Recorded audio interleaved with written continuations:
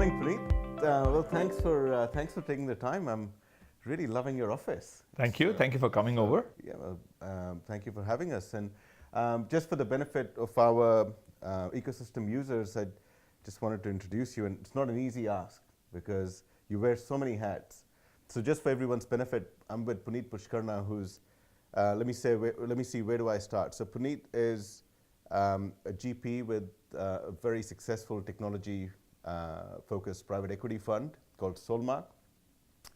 Puneet sits on the board of a number of the portfolio companies. Puneet also sits on the board of India's premier management institute, the IIM. Puneet also sits on the global board of TIE, which is one of the largest investor entrepreneur networks globally, and is also the chairman for TIE in Singapore. So, when we look at the technology ecosystem and try to get a perspective on all the cool things that are happening on the startup side and all the growth companies, and then look at the large corporate activity, I think, Puneet, you cover all of those. And I felt as we start talking about technology investments, this would be the best place to start. That was a very gracious introduction, first of all. Secondly, I'm not so sure that I actually span the entire technology spectrum. It's a very wide spectrum. But there are certain things that in the last 30 years being in this space that we have learned, and we try and apply those lessons. There are many mistakes that we have made. We try not to repeat those mistakes and learn from some of those at least, and try and see if we can actually do something new in the space. Can I ask you a question? It's a personal question. I want to ask, how are you always smiling? What's the secret of that? Because you know what, you walk into a room and I'm telling you, you exude positive energy, and I can't believe that your life is that simple and straightforward all the time. You've got tons of things going on. So what keeps you going and what keeps that smile on? I think I have just very good friends like yourself. Seriously, I kind of reflect off the energy that you guys all provide, and so I feel very privileged, very blessed, and very lucky to be amongst friends most of the time. So that really is what keeps me going. Well, thank you for that. We've seen large companies, and they don't have to be cool companies to be doing it. From my perspective, all of this transformation, there are three key elements that come into it. One is the business models and the metrics that define these business models. And then finally, my view is the market is the people. The opportunity businesses have today is to step beyond this, transactional space and do something that's actually a bigger purpose, right? And you and I have talked about it before as well. So I wanted to get your sense on, and it fits in well with the attitude you live your life with, right? And you get your energy off people. What can companies learn from that? And what do you think are some of the most critical things that existing businesses can apply to be more sort of nimble and play in this space of disruption?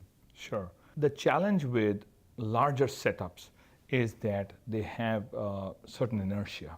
And therefore, when you're actually navigating choppy waters, which is really what the world of disruption is all about, you don't want to be on a large, to be able to turn around, while you have stability in a Queen Mary, but you can't turn that around. You want to be in a speedboat to be able to turn around very rapidly. And large companies, because of their size, they have the challenge that they can't turn around very rapidly. So what large companies also have done is they have internally actually formed innovative cells within the organizations. And some companies culturally have imbibed that extremely well. So that's one part that I would say. I think the second part of what you talked about in terms of people and the marketplace, I couldn't agree with you.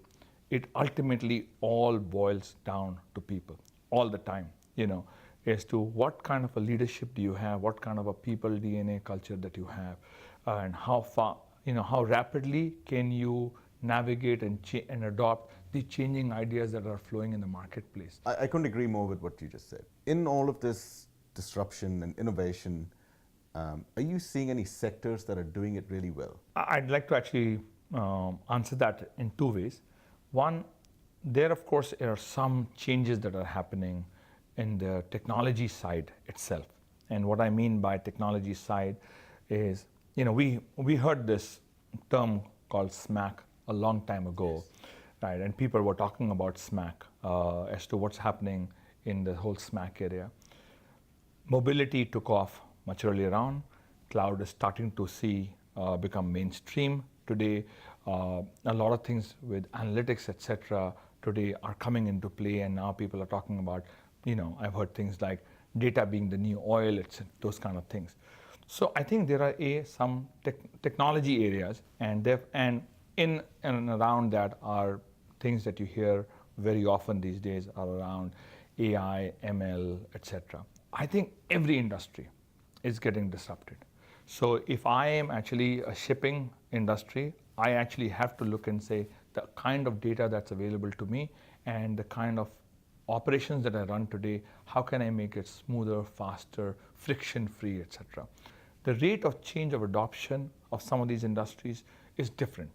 And therefore, when you look at, for example, in the last wave of technological innovation that happened, investment banks were very much at the leading or at the bleeding edge. If you look at other industries, pharma, retail, etc., because of the regulatory pressures that they have to move at a certain different pace. But that doesn't mean that the cadence is not applicable over there, or people in those boardrooms are not thinking about it. So every industry today has to, and definitely is thinking about change, disruption, innovation, and across, like you talked about, across different aspects of their business. For an organization, I think, to be successful and change the environment around them, with that in mind, do you think that companies recognize that these things like customer experience, employee experience, are not something that you enable by a tool, but it's basically part of your entire business vision? The one thing that I'm very envious of, Amit, and you beat me to it, and if I could do it, is that your name of the company, Ecosystem. I wish I had thought about it. I wish I was as smart as you and I've thought about that, and I actually would have named the company.